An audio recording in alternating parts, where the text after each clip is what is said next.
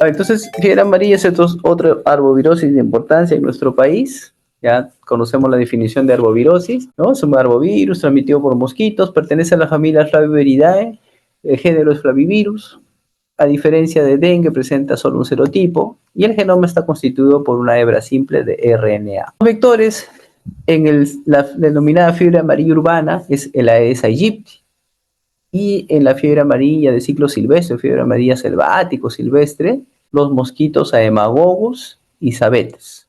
Aemagogos y Sabetes, que están en la selva, ¿no? En zona tropical. El Aedes aegypti está en selva, puede estar en zona urbana también, ¿no? En nuestro país, el último reporte de fiebre amarilla urbana fue en el año 1922. Bueno, hace mucho tiempo, ¿no? ¿Listo? Pero hay el riesgo potencial que pudiera reintroducirse la fiebre urbana, ¿no?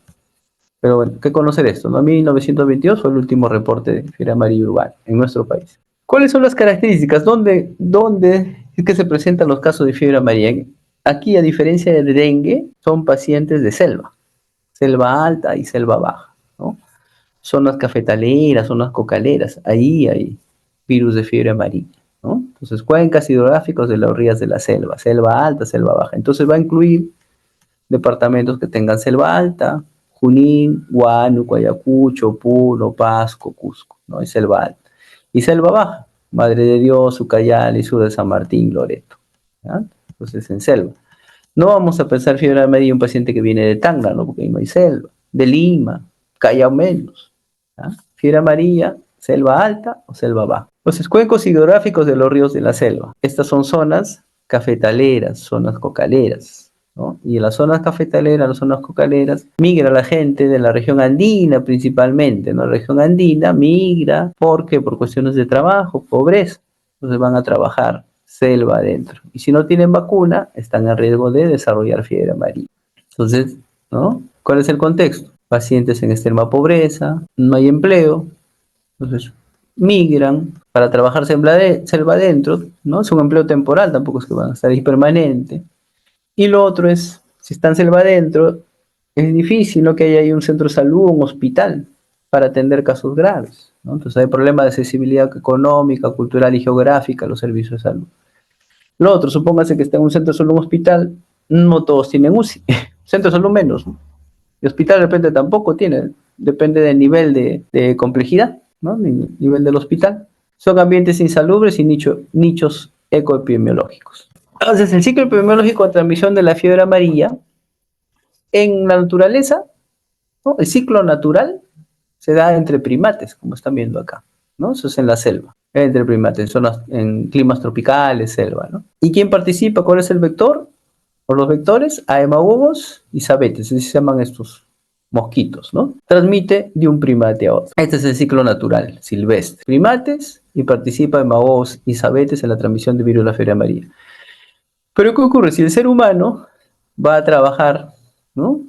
Selva adentro, y si no está vacunado, es picado por hemagogos y sabetes y pues va a desarrollar pues la fiebre amarilla. Si es que es aquí en selva, sería fiebre amarilla selvática. Ahora, supóngase que está en los primeros días de viremia y va a la ciudad, a la urbe, y en la ciudad hay Aedes allí. Entonces puede este Aedes transmitir el virus de fiebre amarilla de este paciente a otra persona, otro ser humano. Y ahí tenemos la fiebre amarilla urbana. Afortunadamente no ocurre eso pues en los casos, porque los pacientes van a los establecimientos de salud, no llegan a los hospitales no en los primeros días, sino con varios días de enfermedad, ¿no?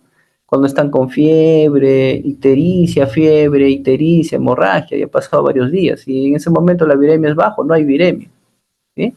Esto pasaría si es que el paciente retorna a la ciudad, pero en los primeros días, ¿no? Donde hay viremia. Pero ellos no, pues están trabajando selva adentro, se quedan todavía, ¿no? Cuando presentan la clínica florida, intensa, que amerita ir al hospital, ya la viremia está baja, ¿ya? Por eso es que no tenemos, pero potencialmente podría ocurrir, ¿no? Fiebre amarilla urbana, ¿ya? Esa es la explicación. Muy bien.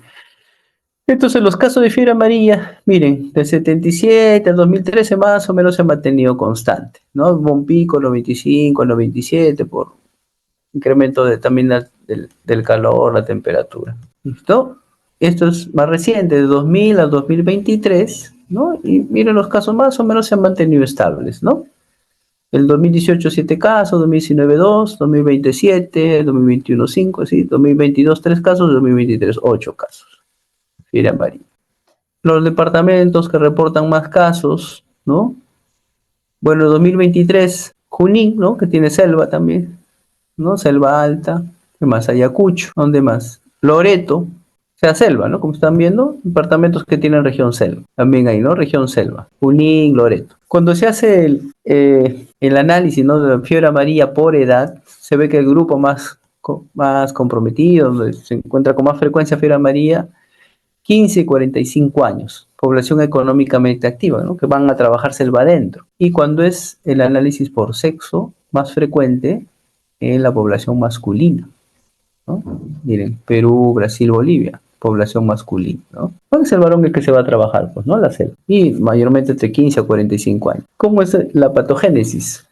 El virus penetra a través de la piel mediante la picadura del mosquito infectado, ¿no? A hemagogos o sabetes en la selva. Hay una replicación local, de ahí es captada por las células dendríticas, ¿no?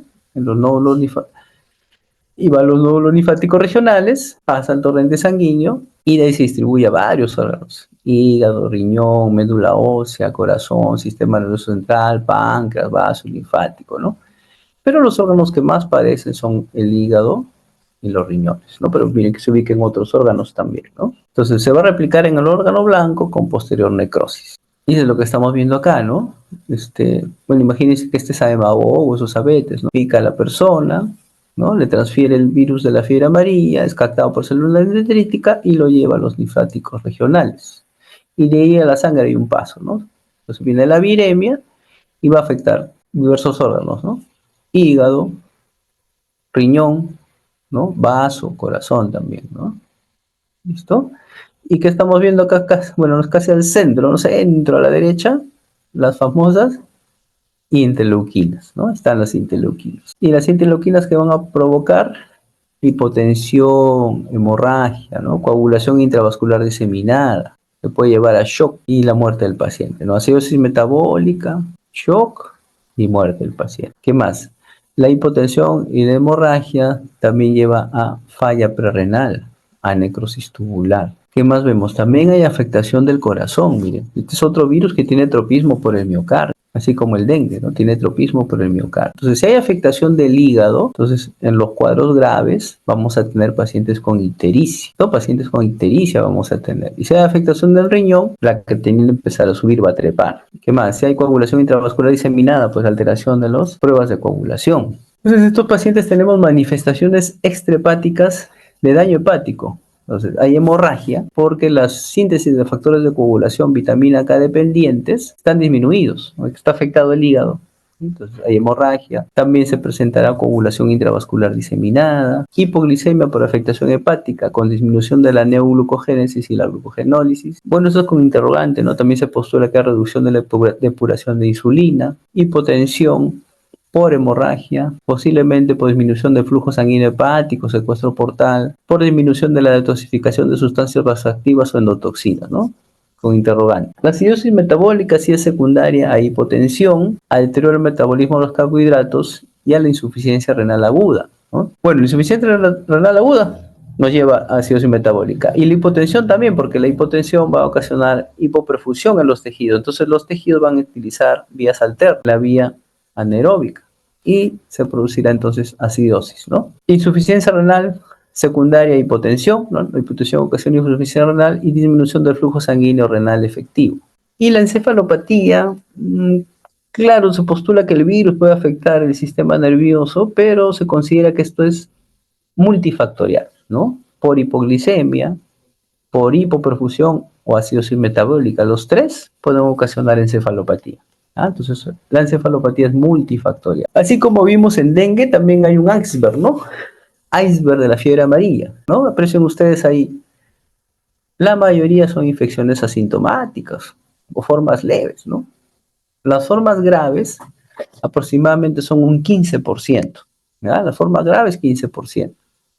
Y estas formas graves, que son un 15%, El 50% de los pacientes se recupera, el 50% de los pacientes fallece. Es una letalidad alta, letalidad del 50%. Forma leve es cuando el paciente tiene un discreto aumento de temperatura, ¿no? Cefalea de duración leve y que resuelve. Promedio 2 días. Entonces, los pacientes no van a ir a la consulta. Es algo leve, pasajero. Forma moderada. Fiebre, cefalea de inicio abrupto, náuseas, vómitos, puede haber epístasis, ictericia, signo de Faget, o sea, la disociación pulso-temperatura. El paciente tiene fiebre, sin embargo, su pulso no está muy elevado. Ese es el signo de Faget, la disociación pulso-temperatura. ¿Cuánto dura? 2 días. ¿Podría ir al hospital? Como no, ¿no? Más frecuente es que no vaya, resuelva solo. Estos son los que, perdón, este cuadro sí determina una atención hospital o el paciente es llevado al hospital, no va al hospital. Las denominadas formas bifásicas, con un periodo de remisión, ¿no? Cuadros graves. Lo vamos a ver en otra diapositiva, pero entonces acá es importante recordar que las formas graves son bifásicas, ¿no? Y tienen un periodo de remisión. Dijimos que es más o menos un 15% de casos. Entonces el cuadro clínico bifásico es forma grave. Las dos fases están separadas por un periodo de remisión, o sea, sin fiebre. La viremia va a ocurrir en la primera fase cuando el cuadro clínico es inespecífico. Y la segunda fase, el paciente tiene disfunción hepatorrenal y hemorragia. O sea, va a presentarse con cuadros ictéricos febriles hemorrágicos. El periodo de incubación de esta enfermedad es de 3 a 6 días y el periodo de transmisibilidad de viremia es 24 a 48 horas antes de iniciar los síntomas hasta 3 a 5 días después de inicio de síntomas. El mosquito transmite el virus de la fiebre amarilla por 6 a 8 semanas. Acá están las fases, miren, de la fiebre amarilla. Comienza con temperatura, abruptamente, ¿no? Con temperatura alta, y se parece al dengue, 40 grados, ¿no? ¿Ya? Entonces, esta es la primera fase, que le llaman periodo prodrómico de infección congestiva o roja, ¿no? Todos esos sinónimos tienen, ¿no? Periodo prodrómico de infección congestiva o roja, esa es la letra A, ¿no? Esa es la primera fase. Aquí también puede haber malestar general, mialgias, ¿no? Dolor lumbar, escleras congestivas, se parece al dengue en esta parte, ¿no? Pero mire, es corto, 3 días, ¿no? Pues cuarto día, aproximadamente, cuarto hasta el quinto día, cae la fiebre, ¿no? Reaparece, ¿no? Quinto día, pero en menor magnitud que en la fase, o en el periodo prodrómico, en la fase prodrómica, ¿sí? Este es el periodo denominado periodo toxémico, la letra C. Toxémico o también conocido como íctero hemorrágico, ¿ya? Toxémico, íctero hemorrágico. Y miren ustedes, en total, todo es aproximadamente 7 días. Corto. A partir del quinto día, la serología va a ser positiva, IgM. Y la viremia, eso es lo que mencionábamos hace instantes, los primeros días, ¿no?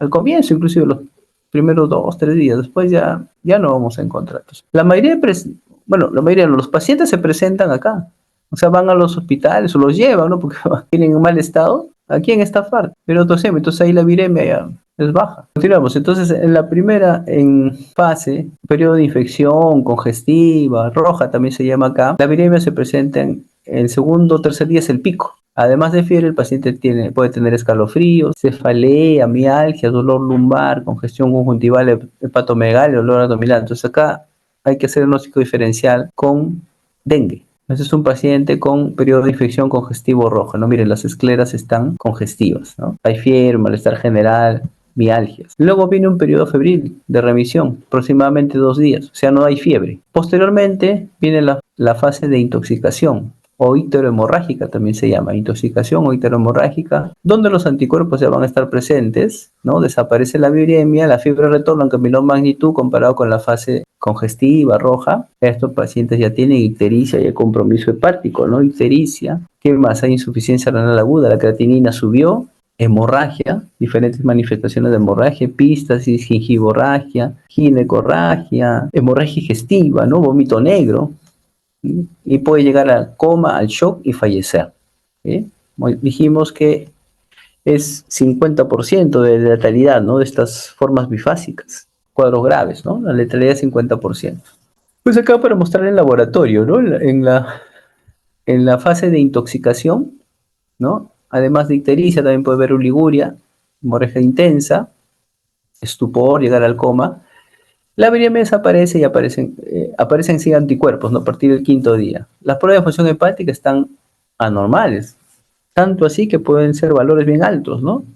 Tuvimos hace algunos años un paciente de Pichanaki, de 18 años, agricultor, que llegó al hospital, pero de frente a trauma shock, porque ya tenía una prueba de fiebre amarilla, ¿no? Llegó con 6 días, creo, si no fue la memoria, 6 o 7 días, ya está evolucionado, con cuadro ictérico hemorrágico febril y trastorno de sensorio, ¿no? Sus transaminasas estaban en 17.000, ¿no? Creatinina en 7, y en anuria, porque no hubo diuresis, ¿no? Al día siguiente falleció el paciente, estaba muy, muy grave. Pero miren, puede presentarse así también con transaminasas volando, ¿no? Hay albuminuria, hiperacemia, por eso lo mencionaba, ¿no? Creatinina 7 ese paciente, pruebas de coagulación alterada, hipoglicemia, alteraciones en el electrocardiograma. Entonces, así vienen los pacientes, ¿no? En el periodo de intoxicación amarilla o icterohemorrágica, con fiebre, no se nota bien la ictericia, ¿no? Que no se nota bien en la diapositiva, trastorno de sensorio. Entonces puede ser como un síndrome ictérico febril o más frecuentemente con un síndrome ictérico febril hemorrágico, además de trastorno de sensorio, está sangrado, ¿no? Pistasis. Pero de intoxicación amarilla icterohemorrágico, síndrome, no sé, porque está con los ojos cerrados, sí, pero es un paciente con síndrome ictérico febril hemorrágico. Y viene de zona endémica, ya sabemos, ¿no? Selva. Ictérico febril hemorrágico, ¿no? Trastorno, además hay edema, ¿no? Y trastorno sensorio. Mire, epístasis, gingivorragia, otro paciente. Pero acá ya está presentando petequias, ¿no? Síndrome ictérico hemorrágico febril, ¿no? Trastorno sensorio. Entonces, ya hemos visto, ¿no? En el iceberg de fiebre amarilla, la mayoría de las personas presentan infección subclínica, las formas leves y moderadas evolucionan 2 días, ¿no? 2 días y ya se resuelve, ¿no?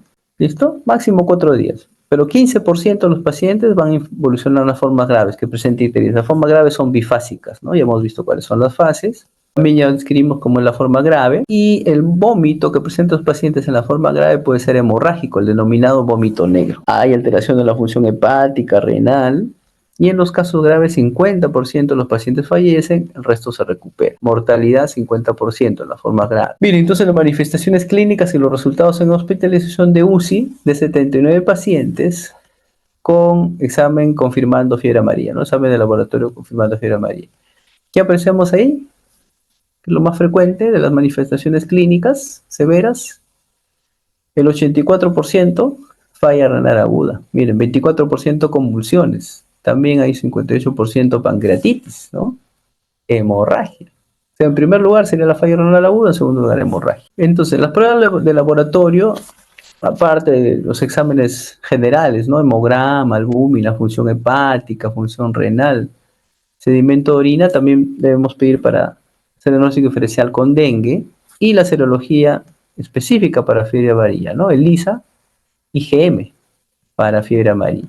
En el hemograma inicialmente podemos ver leucocitosis con neutrofilia e intensa división a la izquierda con eosinopenia. A partir del tercer o cuarto día ya hay leucopenia con linfocitosis, permanece la desviación izquierda y la eosinopenia. La bioquímica, ya comentamos el caso, ¿no? Del paciente agricultor, 18 años de Pichanaki, que es selva de Junín, ¿no? Selva central.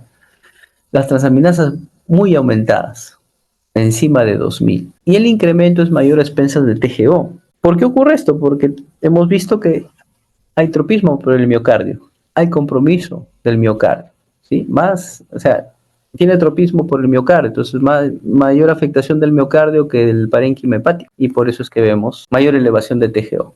¿Ya? Recuerden que la TGO es más específica del corazón, TGP del hígado. Pues las bilirrubinas están aumentadas a predominio de la bilirrubina directa, puede alcanzar 20 miligramos por ciento o más. También aumenta el colesterol, la fosfatasa alcalina y la creatinina y la urea también están elevados, pudiendo alcanzar 5 o 6 veces, ¿no? En el caso que le refería, tenía 7, más de 7 de creatinina, o sea, 7 veces, ¿no? El valor normal, es un promedio hasta 1, ¿no? En la orina se puede ver proteinuria, hematuria y cilindruria, casos graves, oliguria.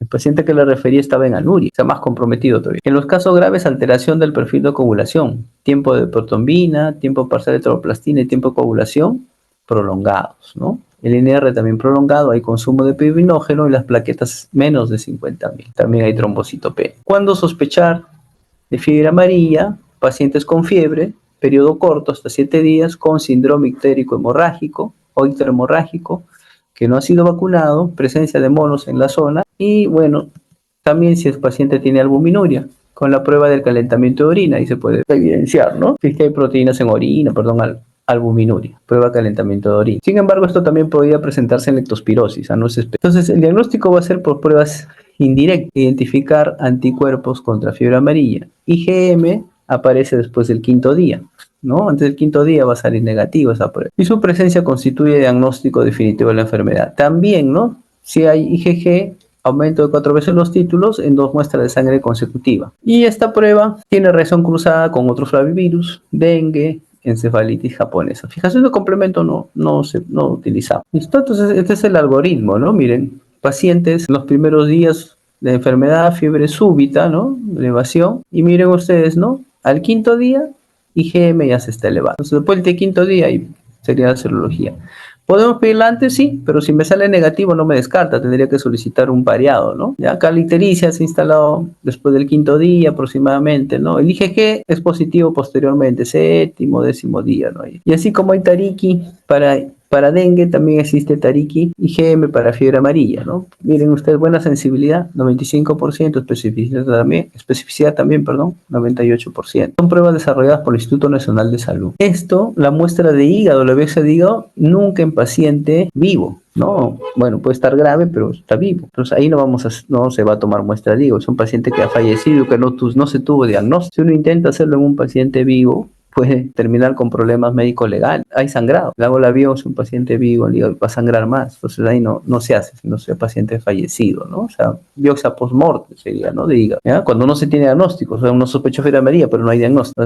Entonces, en la muestra de hígado se puede hacer cultivo celular, así como en dengue, cerebro retrolactante, células Vero, riñón de mono, o C636, tejido de mosquito, ahí se puede cultivar, ¿no? Vero, riñón de mono, o sea, cultivo en células Vero, es riñón de mono, o C636, que es tejido de mosquito. Para esto histopatología, inmunohistoquímica y la prueba molecular PCR en tiempo real, ¿no? La muestra de, entonces ahí está, ¿no? Paciente fallecido, están haciendo la biopsia porque no se llegó al diagnóstico, pero la sospecha de fiebre amarilla está. ¿Y qué cosa se ve en la histopatología? La denominada necrosis medio zonal. ¿En qué consiste la necrosis medio zonal? Que están preservadas las células hepáticas que estamos señalando acá con la flecha, ¿no? Las células hepáticas que se encuentran alrededor de la vena central. Acá están, los hepatocitos están preservados. Acá también, ¿no? La vena central, los hepatocitos preservados. Pero miren, el resto, ¿qué pasa con eso? ¿No? Las flechas negras, acá sí está alterado. Están en apoptosis, ¿no? Esos ya no son hepatocitos normales. ¿Ah? Solamente están preservados las hepatocitos que se encuentran alrededor de la vena central. El resto está alterado. ¿Qué más podemos ver? Esto está en portugués, ¿no? Diapositiva en portugués. El hígado coloreado con hematoxilina y eosina, mostrando la necrosis, ¿no? Acá está la necrosis, eso que decíamos, ¿no? Alrededor de la vena central está conservado los hepatocitos y el resto está en necrosis, ¿no? No es apoptosis, sino necrosis. Necrosis es acá. ¿Qué más vemos? Los denominados corpúsculos de Consiman Rocha Lima. No sé si lo logran apreciar. Hay unas células ahí globulosas, no eosinofílica, acá chiquita. Sin embargo, no es patognomónico de fiebre amarilla. También puede haber en las hepatitis virales. Esos son los corpúsculos de Consiman Rocha Lima, ¿no? O sea, células redondeadas, globulosas, que se tienen eosinófilos, una tinción eosinófila. Eso sí es por apoptosis, ya no es necrosis, sino apoptosis. Pues está chiquito. Pero eso es de los corpúsculos de Consiman Rocha Lima. No es patognomónico, también puede haber en las hepatitis virales. Listo, en el diagnóstico diferencial van a ingresar aquellas entidades que me dan síndrome ictérico febril, ¿no? O ictérico febril hemorrágico. Entonces, leptospirosis se ocasiona. Ictericia, fiebre, sangrado, hemorragia. Malaria, sí, pero más es ictérico febril, hemorragia no tanto, ¿ya? Puede dar, pero no tanto. Las hepatitis virales, ¿no? B, coinfección con virus delta y el dengue también, ¿ya? Dengue también puede dar síndrome ictérico febril o ictérico hemorrágico febril. Entonces, diagnóstico diferencial clínicamente también con sus limitaciones, ¿no? La leptospirosis, las manifestaciones digestivas son menos pronunciadas, ¿no? Y las hemorragias son más tardías. En malaria, por Plasmodium falciparum, los cuadros son más graves, la anemia es precoz, ¿no? Hay esplenomegalia y menor tendencia a la hemorragia, no hay tanta hemorragia. Y en las hepatitis virales, la fiebre poco asentada, ausente, ¿no? Los pródromos de las hepatitis virales es febrículas, no son tan altas las fiebres. El pródromo es febrícula y después ya el paciente se pone ictérico. Esa es la evolución clásica, ¿no? De las hepatitis virales. Diagnóstico diferencial basado en exámenes de laboratorio. Fiebre amarilla, la TGO y TGP, valores encima de 1000 o de 2000, bien alto, TGO, TGP. ¿no? Hemos dicho, más a expensas de TGO, ¿no? Porque tiene tropismo por el miocardio, ¿no? No, TGO es del corazón, significa el corazón. En leptospirosis las transaminasas no están tan elevadas, menos de 500 o menos, ¿ya? No están tan elevadas. También lo que está elevado en leptospirosis sí son las bilirrubinas, ¿no? Hay una disociación entre el valor de bilirrubinas y el valor de transaminasa. En malaria por Plasmodium falciparum las transaminasas están elevadas, pero no tanto. En hepatitis viral sí, ¿no? Pueden ser valores similares a fiebre amarilla, pero usualmente a expensas de TGP, o sea, más de TGP, porque TGP es más específico de hígado, ¿no? TGP están más, su valor está más aumentado comparado con TGO. En relación al tratamiento, ¿no? El comité de expertos de la OPS en el año 86 recomendó como tratamiento de los casos graves de fiebre amarilla soporte, porque no hay todavía una terapia específica antiviral contra el virus de la fiebre amarilla. El paciente internado requiere mantenimiento nutricional, prevención de la hipoglicemia, se le administra dextrosa al 10%, sonda nasogástrica, succión nasogástrica para evitar la distensión, aspiración, tratamiento de la hipotensión con reemplazo de líquidos, o podría requerir también inotrópicos, ¿no? Drogas vasoactivas, oxígeno, corregir acidosis metabólica, tratamiento de la hemorragia con plasma fresco congelado, diálisis si es que está indicado por falla renal, y si hay infección secundaria, ¿no? Infección agregada secundaria, antibióticos, ¿no? Pero no es que le indicamos antibióticos para la fiebre amarilla, sino si hay una infección secundaria agregada. Hay casos reportados donde la administración temprana de ribavirina, un antiviral, resultó beneficiosa, ¿no? Pero es algunos casos, ¿no? En los casos leves, el tratamiento es sintomático, no se emplea salicilatos. Y ya para terminar, ¿no? La importancia de la vacuna. La vacuna que se utiliza es virus vivo atenuado con la cepa 17D. Se da en dosis única, ¿no? Antiguamente se indicaba cada 10 años, pero se ha visto que la vacuna otorga protección por mucho tiempo, 50, 60 años, entonces con una dosis es suficiente, ¿no?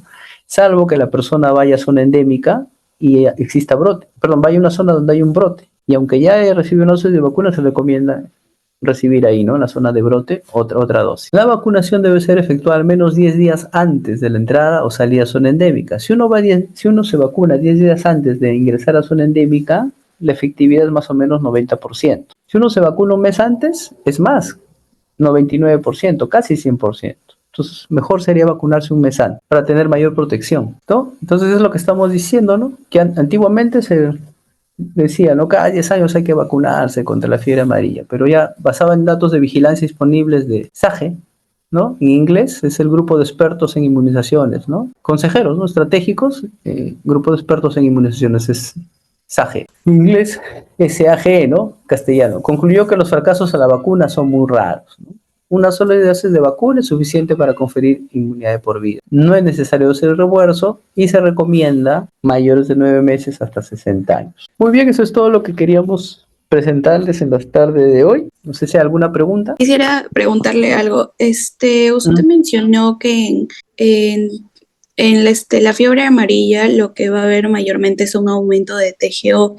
Entonces se podría decir que una diferencia entre el dengue y la fiebre amarilla sería por las transaminasas, ya que en fiebre amarilla sería TGO y en dengue TGP. Claro, mira, los casos de dengue también, ¿no? Es más frecuente, porque no hay nada absoluto en medicina, ¿no? Pero lo más frecuente también en dengue es que veas más TGO que TGP, por el compromiso del miocardio, así como en fiebre amarilla. Pero sin embargo son datos a favor de un diagnóstico, ¿no? Como estamos comentando, ya el diagnóstico definitivo van a ser con pruebas específicas. O sea, serología para dengue y serología para fiebre amarilla. En otras palabras, si encuentras, por ejemplo, bueno, hablando de dengue, ¿no? Si encuentras que hay predominio de TGP sobre TGO, no me descarta dengue, todavía sigo pensando en dengue. Si es fiebre amarilla, me está alejando la posibilidad, pero no es tampoco que ya me la descartó. ¿Ya? Lo más frecuente es que sí, que encuentres TGO en mayor valor comparado con TGP, por el tropismo hacia el miocardio, en fiebre amarilla. Pero el diagnóstico es definitivo, es con la serología, o sea, con IgM, ¿no? Doctor, gracias. De nada. Doctor, disculpe, yo tengo una pregunta relacionada con las plaquetas en Ajá. el dengue y en la fiebre amarilla. En ambos Sí. hay una disminución de las plaquetas, pero más o menos, ¿cómo podríamos diferenciarlo por el tema de las plaquetas? Porque es un poco complicado, porque ambos te dan trombocitopenia y te puede dar trombocitopenia severa. Entonces, a ver, bueno, la pregunta es interesante. Lo que pasa es que nosotros recibimos pacientes, es así, ¿no? Sin diagnóstico, ¿no? Es así, no hay diagnóstico, pero sí tenemos síntomas y signos. Entonces, a partir de ahí, establecemos síndromes. Entonces, nuestro síndrome es síndrome ictérico hemorrágico febril, ¿cierto? Síndrome, si viene de zona endémica, o estamos en zona endémica, el síndrome ictérico, hemorrágico, febril, ¿no? ¿Qué posibilidades tenemos? Fiebre amarilla es una de ellas. ¿Qué otra posibilidad tenemos? Lectospira. ¿Qué otra posibilidad tenemos? Dengue. De los tres, ¿cuál es el que tiene tratamiento específico? Lectospirosis. Porque dengue, fiebre amarilla, no hay, ¿no? Y para complicar la cosa, cualquiera de los tres me da trombocitopenia, aunque más frecuente es que sea con dengue y con fiebre amarilla, ¿no? El lectospira también me puede dar, pero más compromiso de plaquetas hay con esos dos, ¿no? Dengue y fiebre amarilla. ¿Qué debería hacer? Bueno, dar tratamiento para lo que conozco, ¿no? Que es para dengue. Tratamiento de elección es penicilina, pero también si yo doy penicilina es una visión muy tubular, estoy apuntando solamente a lectospirosis, ¿no? Difícilmente que hagamos, lo que hacemos es darle cetrazona, que también tiene buena acción sobre el lectospira, ¿no? Y además puede cubrir otros agentes infecciosos gram negativos, ¿no? Y lo manejamos como poniéndonos en el peor escenario. ¿Cuál sería el peor escenario? Que se trata de fiebre amarilla, entonces hay que manejarlo como tal. Y le tenemos que pedir sus pruebas para descarte de dengue y fiebre amarilla. Si es un cuadro así como lo estoy comentando, muy grave, lo más probable es que se trate de fiebre amarilla. Dengue no es tan frecuente que dé con fiebre, con ictericia. Sí puede presentar, pero si vamos así en jerarquía, más frecuente que sean esos cuadros graves por fiebre amarilla, más que por dengue, ¿no? O sea, entra el diagnóstico diferencial, pero va más abajo. Pero la trombocitopenia, que te ayude a diferenciar, difícil, porque pueden presentarlo cualquiera de los dos. Gracias, doctor. Sí, discúlpeme, otro dato importante, me estoy olvidando, que es importante, ¿no? Preguntar por la vacunación. Si te dice que no ha vacunado, aumenta más la posibilidad de fiebre amarilla. Si se ha vacunado, está alejando. No sé si alguna otra pregunta. Doctor, disculpe, ¿y la plaquetopenia va a ser más frecuente en dengue o en fiebre amarilla con respecto a lo que preguntó mi compañera? No, cualquiera de los dos te puede dar, ¿eh? Cualquiera de los dengue o fiebre amarilla te puede dar trombocitopenia, pero más severo, por ahí también. En cuanto a severidad, por ahí. Sí. Como decías, el enfoque es en función a los datos que tú tienes. Bueno, si es un paciente que no ha sido vacunado contra fiebre amarilla y está con síndrome ictérico hemorrágico febril, eso es más frecuente por fiebre amarilla. El dengue también te lo puede dar, pero es más frecuente por fiebre amarilla, ¿no? Y si no hay vacunación, como te decía, ¿no? Ponernos en el contexto más difícil, ¿no? En el peor escenario para manejarlo como tal. Porque las pruebas no las vamos a tener inmediatamente, va a pasar un tiempo. Entonces todavía podría ser fiebre amarilla, ¿no? Bueno, y dengue lo veremos pues con los resultados después, pero nos ponemos en el peor escenario con fines de manejo. Porque eso es frecuente, ¿ya? Eso que están preguntando ustedes es frecuente que veamos en zonas endémicas o pacientes que van al hospital, ¿no? ¿Ya? Entonces, si hay eso, bueno, lo que podemos tratar, lo que hay tratamiento específico se trata. La lectospirosis tiene un tratamiento, pero si así, pues cetrazona. Y después manejarlo como si fuera fiebre amarilla, pues hasta que haya resultados, ¿no? Pero vamos integrando datos. Otra cosa es preguntar o averiguar, porque eso se sabe, ¿no? Por ejemplo, dicen, ¿no? En la zona está presentándose fiebre amarilla, ya, también apoya eso. Dengue, bueno, no, hace tiempo que no vemos. Entonces, ¿hacia dónde nos inclinaremos? Hacia fiebre amarilla. A propósito de lo que ustedes me están preguntando, porque, a ver, es interesante su pregunta. El 2019 ha sido, claro, prepandemia, exacto, prepandemia. Tuvimos una paciente, nuevamente de Pichanaki, una señora, ¿no? De Pichanaki, pero ella estaba tranquila en emergencia. Pero ¿cuál era su cuadro? Su cuadro era síndrome ictérico febril, no era hemorrágico, pero ictérico febril. Y venía de Pichanaki. Bueno, por referencia, selva, pues, ¿no? Ahí hay fiebre amarilla. Pero felizmente en esa época estaba trabajando un colega, bueno, que yo lo conocía, me contacté, no le pregunté porque y tenía trombocitopenia, ahí está, justo lo que ustedes están preguntando. Entonces planteamos como diferenciales, fiebre amarilla, lectospirosis, dengue, ¿no? Porque tenía fiebre, ictericia, además había trombocitopenia. Aunque era leve, no era tan marcado, pero bueno, estaba la trombocitopenia. Entonces, nos contactamos con un colega para preguntarle qué enfermedades estaban prevaleciendo en la zona. Y nos dijo que fiebre amarilla, un poco difícil, no estaban reportando mucho, ¿no? En esa época, pero sí dengue sí, en ese año. Entonces, miren, eso también orienta para ver cuál sería el diagnóstico probable. Finalmente salió dengue tuvo. O sea, a mí se le hizo para la fiebre amarilla negativo, ¿no? IgM. ¿Ya? Lectospirosis también. Fíjense que es integrar varios datos, ¿no? Para poder llegar al diagnóstico y plantearnos el peor escenario para el manejo.